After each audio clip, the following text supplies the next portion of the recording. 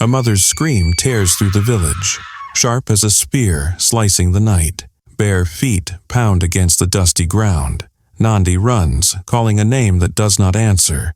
"Cato! Cato!" Her voice trembles, raw with fear. Hut doors creak open.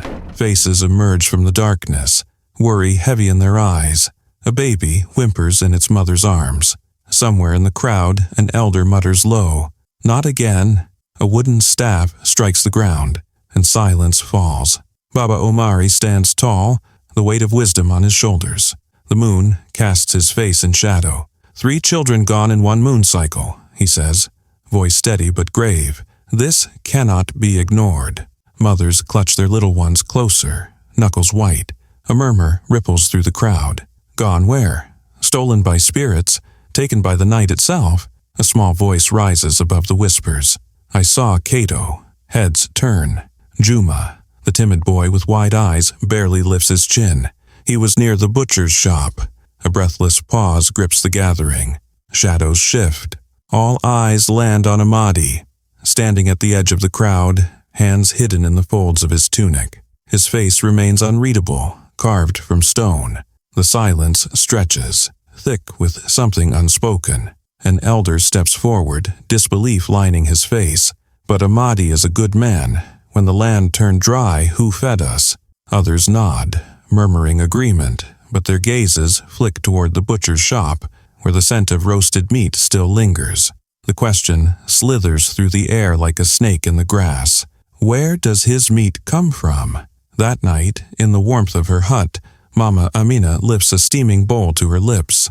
The stew is thick, the meat rich and tender. She hums in delight. "The best I have ever tasted," she says, licking the broth from her fingers. Her neighbors nod, chewing slowly, savoring each bite. Outside, beneath the watchful eyes of the moon, a boy stands in the shadows. Chenzira watches as Amadi locks his shop, the heavy bolt sliding into place. A slow grin spreads across the butcher's face before he disappears into the darkness. The knife glides across the sharpening stone, slow and steady. A red-stained apron sways with each movement. The blade catches the light, flashing like a hunter's tooth. A smile forms, warm but unreadable. Words are few, but the people respect the one who feeds them. The land cracks under the sun's heavy fist. Fields stand empty. The rivers shrink into dusty veins. The hunters return with nothing but empty quivers and tired eyes. Mothers press their children close, whispering stories of better days to hush the growling in their bellies. The people pray for mercy, but hunger answers first. At the butcher's shop, the air is thick with the scent of fresh meat. Thick, red cuts hang in neat rows, untouched by famine.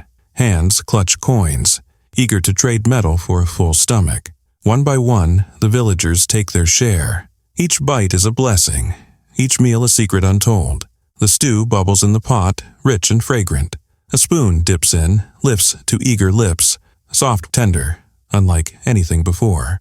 A sigh of pleasure escapes. This is the finest meat I have ever tasted. Heads nod in agreement, tongues savoring the gift. A question rises. Where does it come from? A chuckle, deep and knowing. A blade wiped clean. No answer given, none pressed further. The market hums with whispers. Perhaps he keeps hidden cattle, or steals from other villages. Eyes glance toward the butcher's shop, then away. No one speaks the darkest thought aloud. No one dares name the fear taking root in their hearts. An old beggar leans against the wall near the shop, his hands outstretched for mercy. The night deepens, shadows stretch long. A rustle, a step, then silence. The sun rises, golden and indifferent. The spot where he sat is empty. The dust tells no tales. The people walk past, eyes forward, lips sealed. Hunger is cruel, but silence is kinder. The butcher sharpens his knife once more. Chenzira moves like a whisper, slipping through the market crowd. No one sees him, no one notices. He is the boy without a home, the shadow that lingers where no one looks. His stomach twists with hunger, but he knows where to go. Behind the butcher's shop, where the scraps are still fresh, he crouches, fingers searching the ground. A half-eaten bone, a torn piece of meat, just enough to quiet the ache in his belly. Then a sound. Heavy footsteps. He presses himself against the crates, holding his breath. Omoni emerges from the shop, dragging something behind him. A sack, large and heavy. The butcher grunts, shifting his grip. The sack slips slightly. A pale foot dangles out. Small, fragile. Childr bites his lip as Omoni shoves the foot back inside with a rough kick. The sack disappears into the shop. The door slams shut. Childr's heartbeat pounds in his ears. He moves closer, pressing his eye against a crack in the wooden wall. Inside, Omoni hoists the sack onto a table. He wipes his brow, then reaches for his cleaver. The blade gleams in the dim light. Childr swallows hard. The butcher lifts the cleaver high. It falls. A dull, wet sound follows. The boy jerks back, hand clamped over his mouth, bile rising in his throat. His feet beg him to run, to flee into the night and never look back. No one will believe him. A street boy? A beggar? Who would listen? He needs proof, something they cannot ignore. Minutes crawl by. Omoni moves through the shop, cleaning his tools, his face calm, his hands steady. When the door finally locks and the footsteps fade, Childr exhales. The market is silent now, the village asleep. This is his chance. He inches toward the back door. His fingers tremble as he pushes. The door creaks open. Darkness swallows him as he steps inside. The air is thick, heavy with a scent he doesn't want to name. He forces himself forward, past the blood-streaked table, past the knives glinting in the dim light. His foot nudges something. A dull rattle echoes in the stillness. Bones. Small, white, brittle. Not from any animal. His breath shudders out. He crouches, his fingers brushing the ground. More bones. A tiny skull, round and smooth. The truth stares at him from the shadows. His fists tighten. He can run. Forget. Pretend he never saw. But the village will keep eating. Mothers will keep crying. Children will keep vanishing. His jaw clenches. His mind is made up. He will bring down the monster, even if it means risking everything. Childr clutches the stolen bone, gripping it tight. His breath comes fast. His feet slap against the ground. Shadows stretch long under the moon, but he does not stop. The chief must listen. This proof cannot be ignored. Baba Omari stands tall, his deep-set eyes unreadable. The bone sits in his palm, light as air, heavy as truth. A child's bone? From Omoni's shop? Childr's voice trembles. You have to believe me. He's killing children. Silence hangs between them. The village sleeps, unaware of the monster among them. Baba Omari studies the boy. His jaw tightens, then he nods. 3 warriors step forward, hands gripping their spears. Night swallows their footsteps. The warriors move like hunting lions, muscles coiled. Baba Omari lifts a hand. A silent command. A heavy foot crashes against the wooden door. The latch snaps. The air smells of iron and death. A limp body sprawls on the butcher's table. Blood drips, slow and thick. The cleaver gleams in Omoni's fist. His eyes flick to the intruders, wide but not afraid. The chief's voice booms. Omoni, what have you done? A guttural roar rips from the butcher's throat. The blade swings. A warrior cries out, clutching his arm. Blood darkens his skin. The chief lunges. His weight slams into Omoni. They crash to the floor. The butcher writhes, snarling like a trapped beast. Hands grab his arms, knees pin his legs. He thrashes, but the warriors are strong. A baby wails. A mother gasps. Doors creak open. Feet shuffle closer. Torches flicker, lighting the horror. Gasps ripple through the crowd. A sharp cry. A stumble. A lantern tips. Fire licks at the wooden walls. Smoke curls toward the thatched roof. Someone shouts. Someone screams. The crowd surges back. The flames grow hungry. Omoni's laughter rises over the crackling fire. He twists under the warrior's grip, eyes wild. You ate them. His voice rings through the night. You all begged for more. Bodies shudder. Hands cover mouths. The butcher's shop glows orange, the heat biting, the truth unbearable. The flames roar. The roof caves. The monster does not flee.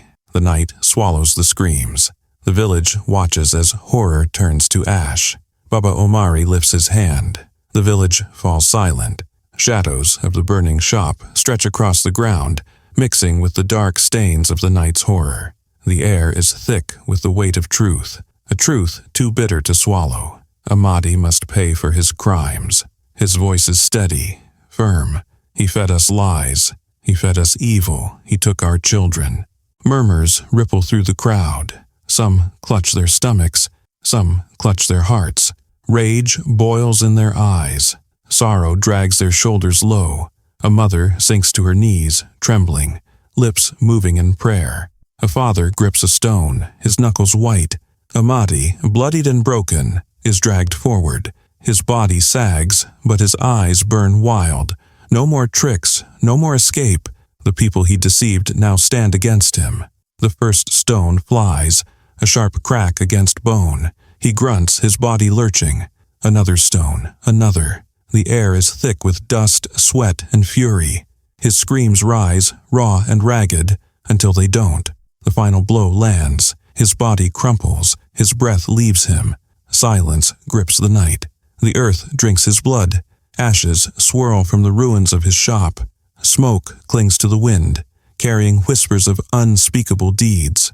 A woman stares at her hands, trembling. Her child had eaten from Amadi's hands. Her child had laughed, stomach full, unaware. A man stumbles, heaving, retching until nothing remains inside him but guilt. Wails pierce the air. Curses spit from shaking lips. Others do not speak. They watch, still quiet, their thoughts buried deep where no one can reach. Baba Omari turns. Eyes find the boy standing at the edge of the crowd. The boy who ran through the dark. The boy who faced the monster. The boy who did what no one else dared. "You saved us," Baba Omari says. "You saved the children." The boy does not speak. His fists remain clenched. His breath comes slow and steady. He had fought to be heard. He had fought to be believed. And now they all knew the truth. The night fades. The first light of dawn spills over the village. The fire is out, but its scars remain. Ashes still cling to the ground. Blood still darkens the dirt. The people gather, eyes hollow but hands steady. They will rebuild. They will mourn. They will remember. The sun rises over a village forever changed. No one speaks his name.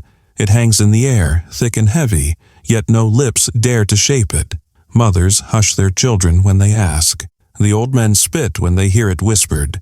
But the truth does not die. It clings to them, curling around their shadows, creeping into their thoughts when the night grows quiet. Food no longer tastes the same. Meat sizzles over fires, but the scent brings unease. Hands tremble before lifting a morsel to the mouth. Some push their plates away, their bellies twisting at the thought. Others swallow quickly, not wanting to think, not wanting to remember. A few eat more than before. They chew in silence, their eyes dark with something unspoken. A whisper slips between cracked doorways. Did some of them know? The words float, land, and settle deep. Faces turn away. Elders stroke their beards and say nothing. A woman presses a hand to her lips.